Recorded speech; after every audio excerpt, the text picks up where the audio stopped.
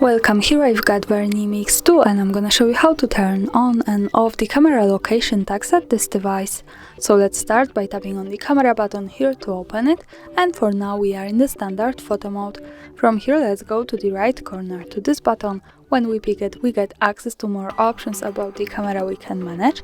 Now let's move to the left corner at the bottom. Here we have the GPS button, so these are the camera location tags, and this option allows us to save the information about the place where we take a picture in the details about it. By just one tap here we can turn it off, and another tap to turn it on again as we need. And also here the important information is that to make it work correctly, when we want to save the actual location of our photo, we have to be connected with the internet, for example with the Wi-Fi, and we have to turn on the location of this device. So remember about these two parameters to make it work. And that's all, thanks for watching, subscribe our channel and leave the thumbs up.